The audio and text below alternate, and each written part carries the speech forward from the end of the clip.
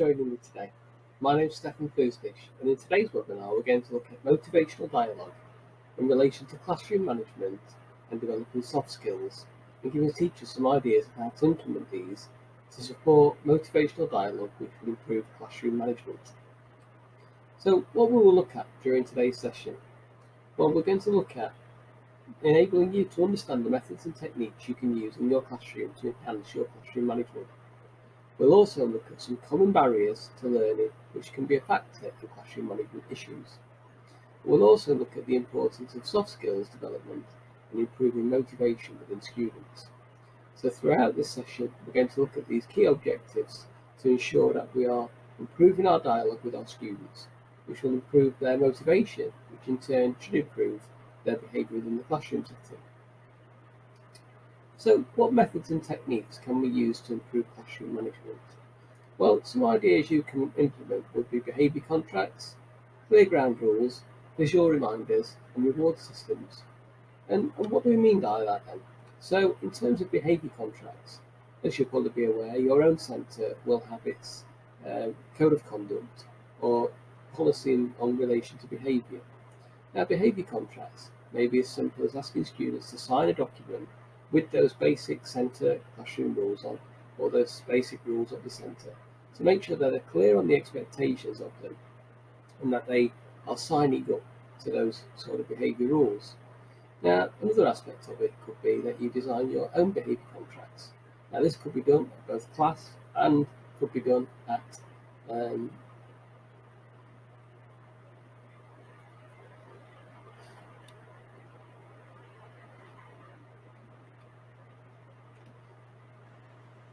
Hello, and welcome to today's webinar with myself, Stefan Fusenich.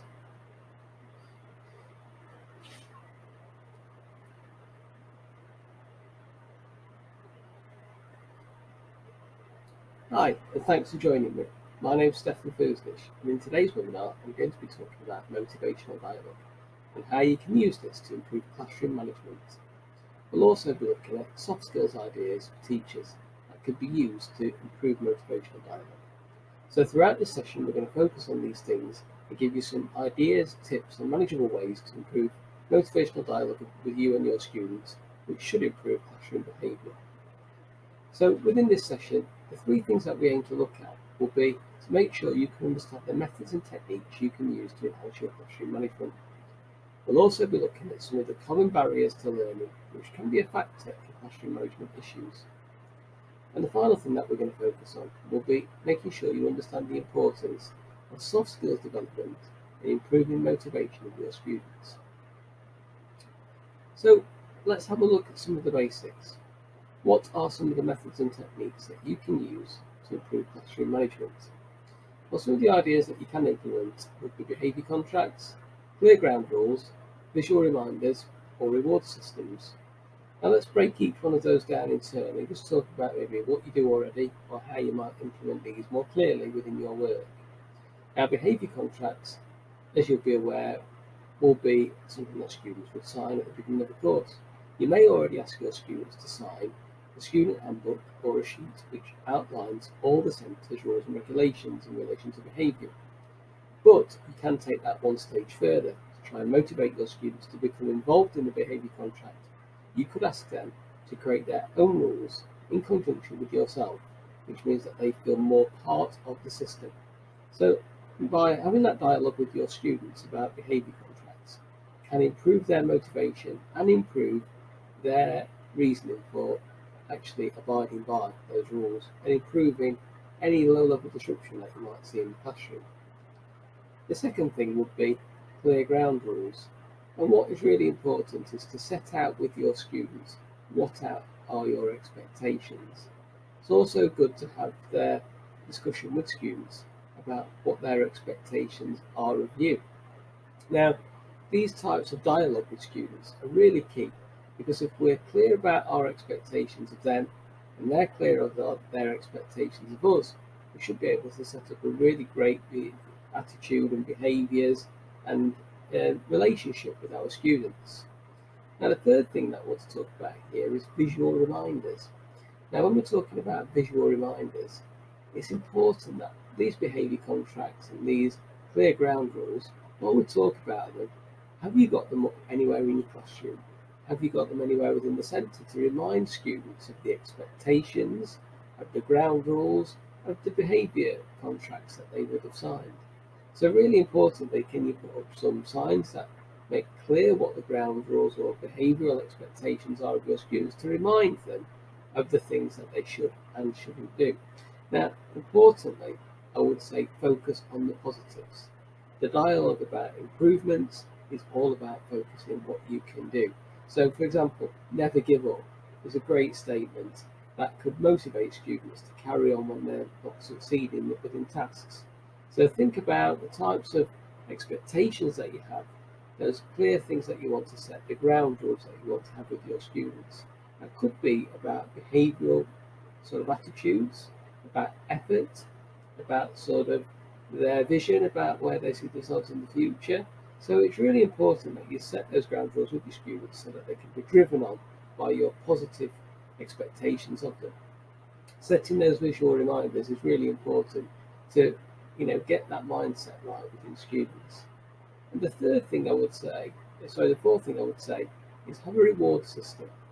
We know that usually within centres you'll have an end of year awards, an end of year celebration of completion of qualifications, but what about interim rewards? If we are going to improve our management of the classroom or our students' behaviours, we need to recognise the positive things that they do.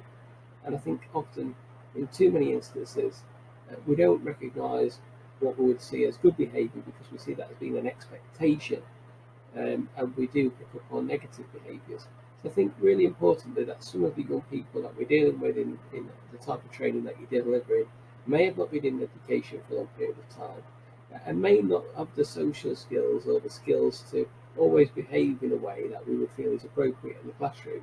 So rewarding those behaviours that are the positive behaviours, good teamwork, working with others, confidence, persistence, those type of things.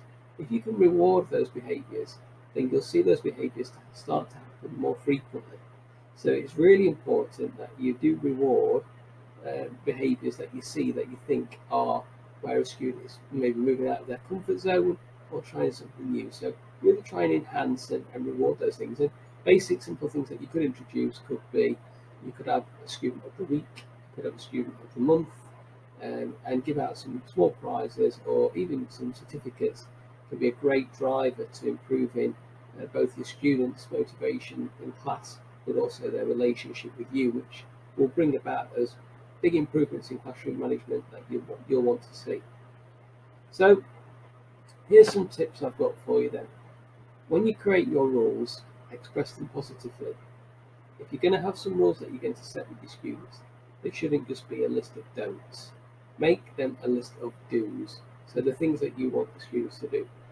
So instead of don't be late for class, it could be ensure you're on time for all your lessons. So it's about things to do. Okay, so ensure your work is the best you can complete. So think about the rules and expectations and set them in that positive light. So if you're going to have rules, ensure you justify them, rehearse them. Don't just say it's because it's in place. Have a justification. Sometimes students will challenge you about why a rule is in place, and it's really important that you have that justification, that you can speak to a student and say, this is why we have this rule in place. This is why it's important. Now, touching on from that, discuss with your class your rules. Explain the purpose, i.e. that they'll improve learning. So make sure that they are clear on the justification and reasoning of the things that you're intending to do. Now, it may be that you would like to negotiate with your students to get their commitment, ask for their suggestions, and remember to justify and compromise.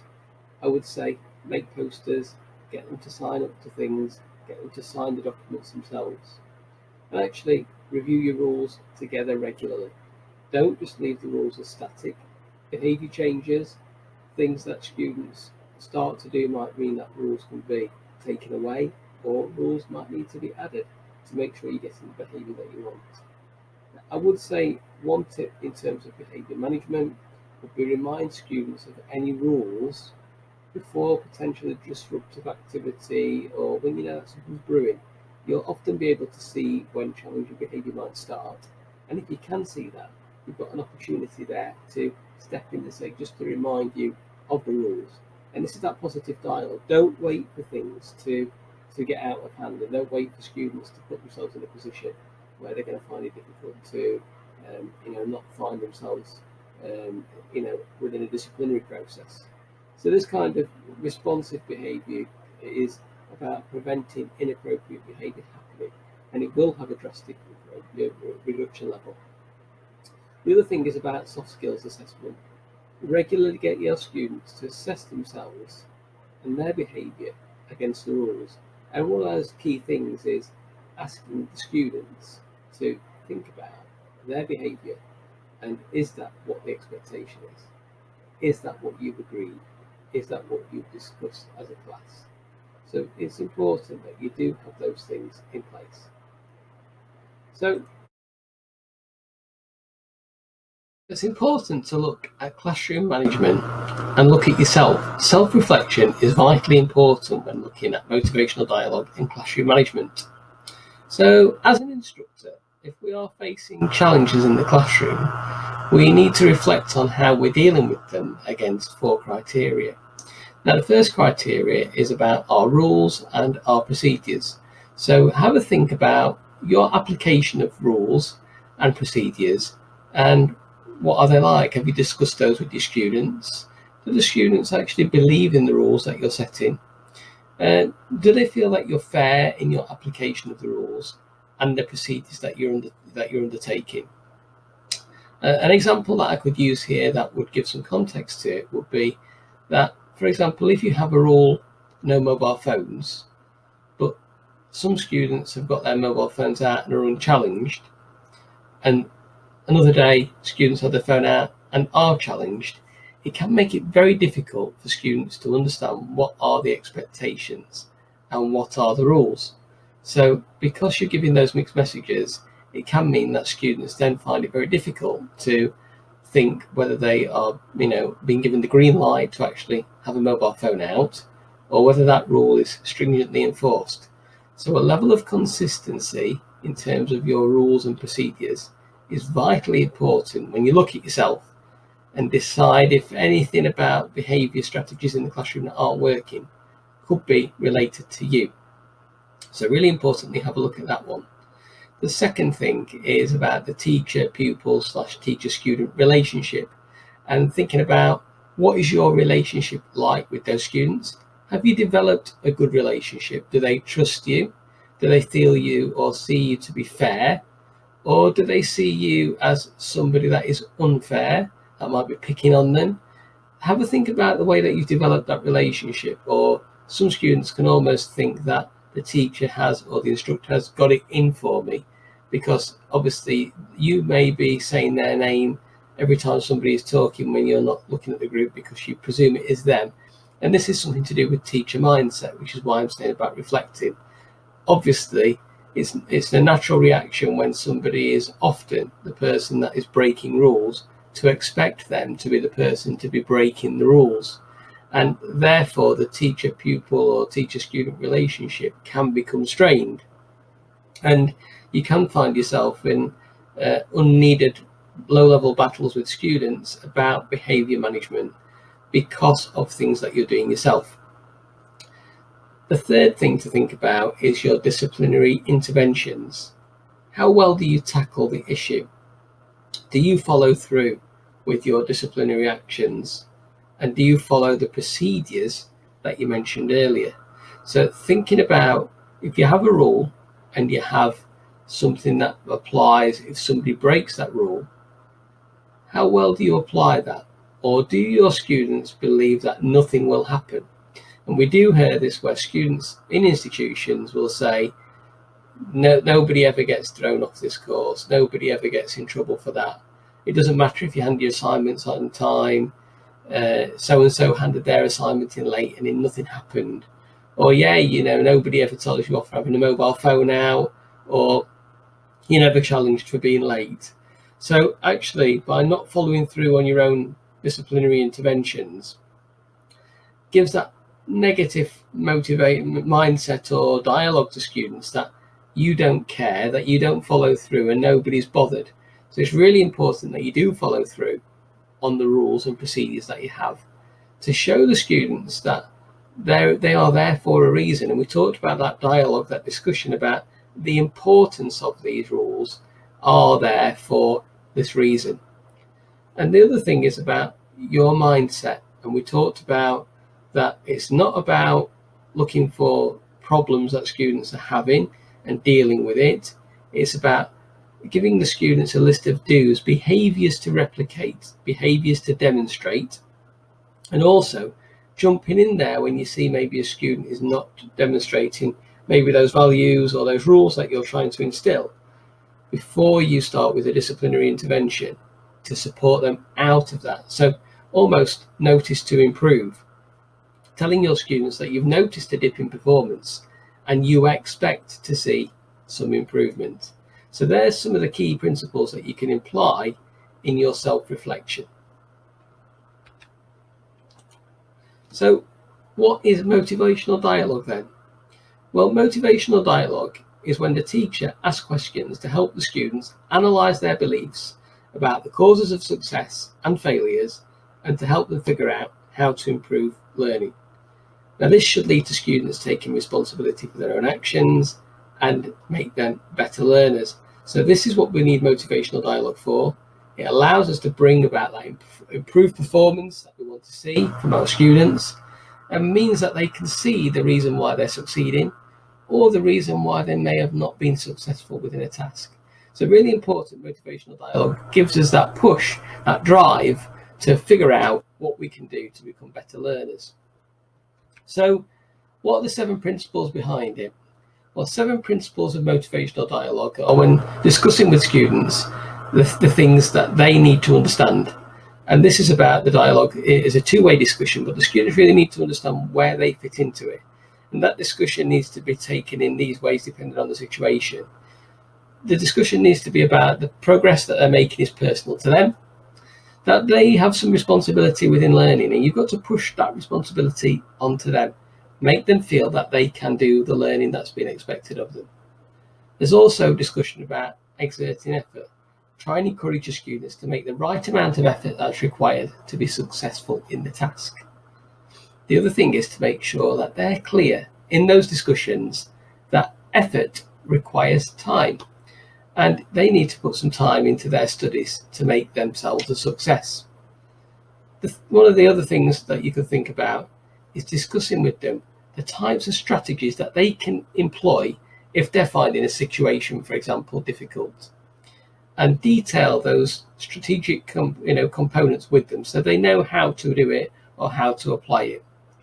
And the final approach to this is that you need to give them some guided questions to see if that they have understood those things that you've been trying to instill in them. So let's have a look at a motivational dialogue that's taken place. So we're going to have a look at a case study here and to see what the instructors have spoke about during this motivational dialogue. So if you can see this teacher-student dialogue here, if we have a look through this dialogue and break through it, the dialogue is that the teacher says, "Mike, I noticed you did not review review the material." And the student has said, "I don't understand those rhymes. They're too confusing. It's too difficult to me." So what Mike's done is highlighted as the instructor that the student has not used the strategy in advance. So you could break that down into further conversation to say, well, what can you do when you don't understand something? So it's that asking that question. We've not told Mike that he's not done very well. He's not done what he's been asked to. We've asked him that we didn't notice that he completed that work, and we've asked him what can he do if he doesn't understand something in the future. We've given him a guided question to help him see his own possible answer. So the student has answered, "Mike, I could ask for your help." Okay, so we're getting the type of thing that we want from the students to motivate and have that dialogue with us that they could do better. So teacher response, right, so who's responsible, you or the difficult material? So it's about taking responsibility within that question. So ask the student is it the fault of the work being too hard, or is it due to you having not done the work that you needed to before. So the student response is what we would expect. Of course, I am, but what should I do? It was too late when I thought about asking for help. So this is where the teacher needs to think about how they could motivate the student in this situation. Well, I'm ready to let you take the exam again, take the retake. And the student says, yes, I want to. Will you teach me the material? So this is about progress being personal, that, have another go. You can make it, you can further progress. And then the final part of the discussion is the teacher, well, of course, prepare a list of questions that you don't understand, and I'll be glad to help you. So it's about giving the student a strategy that they could use and take away to complete what's been desired. And obviously a really nice compliment from the student here, which is, I would like to have more teachers like you. So this is about that dialogue that could have been quite difficult. Like, Mike, I noticed you didn't do your work. What's going on? Okay. And by breaking it down and having that little bit more compartmentalized discussion about why Mike might be struggling has allowed you as the instructor to find out what Mike might need to do to improve and what types of strategies he can do to push on further down. So really importantly that you look at this and you think, how could I have a discussion like this with my students to motivate them when they're finding something difficult to want to have another go, to understand that actually failure might be partly down to their planning, their processes, the things that they've been doing. It's really important to have that discussion about motivational dialogue with them. So how can you get this happening a bit more frequently? Well, one of the things that I wanted to share with you is something that you could do for soft skills, and the types of things that you could introduce in terms of soft skills, which would both improve motivational dialogue, but also allow you to have a little look at things like behavior management, getting more positivity from your students. So what I want to introduce to you now is something called the dialogue page. And the dialogue page is a structured written conversation, which is designed to promote a sense of achievement and responsibility for each student. And if you want to look into this further, Kosminski designed something like this in about 2002. So if you're interested in this or want to read into it a bit more, you can have a look at their piece of research. So a dialogue page is about asking questions to get students reflecting and thinking about where their successes are and the reasons why they might not be doing so well. So some example questions in a dialogue page, and this would just generally be possibly an A4 sheet of paper with a set of questions on that you could ask students to complete at the end of a week. So a really nice activity to do in your soft skills curriculum, or within part of a session, a review session or a tutorial. And the questions that you could ask that I would think would be key would be, what did you succeed at this week? So making sure that the students have a chance to think about some positivity, some of their successes that they've had during that week of learning. And the deeper question here is, why did I succeed? So the students need to not only identify what they did well, but actually the reason that they did so well. So it's important to think about why they succeeded and the reason for success, because that will allow students in the longer term to be able to identify again and again how they become successful at something. And this is a part of that motivational discussion. You're asking students to tell you a positive of the week. The next part of it then is, what did I not succeed at this week? And asking them to think about some things that didn't go as well as expected, and to think about the reason why they were not successful within that work or within that activity. So why did I not succeed is the next question.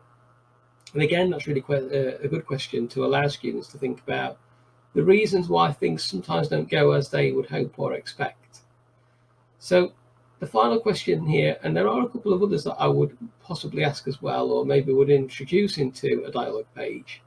And the last question is, how could I have made this week even more successful? So I think it's really important that you try and have a think about getting your students to think about what would have made it even better. How could they make their week even more of a success? So the couple of things that I would add to my dialogue page alongside these questions would be my comments as a teacher about what's gone well for them this week and what I think has not succeeded for them this week and what I think maybe would have made the week even better for them. And it would be a good activity to try and match up with what your thoughts are together with what their thoughts are. And this is about that dialogue between the two. Are you seeing the same things or believing the same things? And actually, sometimes what a student believes that they didn't succeed in, you may be able to maybe improve their motivation by telling them that was something that you didn't actually think that they did that badly in that this week. And you could have that discussion there that, yes, okay, maybe it wasn't your strength, but I didn't really think it was something that you didn't succeed in. And the bit about what could make them more successful, you may be able to add some ideas in that would help them as well. So why not make your own to motivate your students? The dialogue page is a really valuable tool that will allow you to have those discussions, and I think can be repeated on a regular basis. And as students get used to doing it, they'll be able to see where they're doing well and the areas in which. Motivational dialogue then. So what are the key features that you need to consider when working on motivational dialogue? Well, the first thing is make sure you involve your students in decision making. We talked earlier about some of the things that you can do to get classroom management set up. One of them was about making behaviour contracts and setting the expectations with your students. Now, one key vital ingredient there is get your students involved in that decision-making process. If they're to be involved in deciding the rules and setting the expectations, they're more likely to follow them.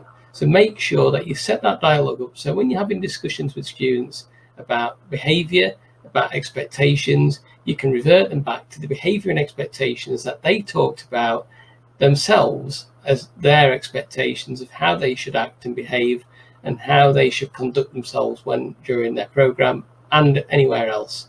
So really important to get them involved in that decision-making process.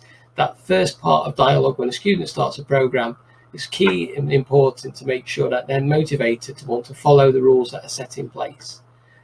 The second thing is make sure you go back and reflect on your own practice.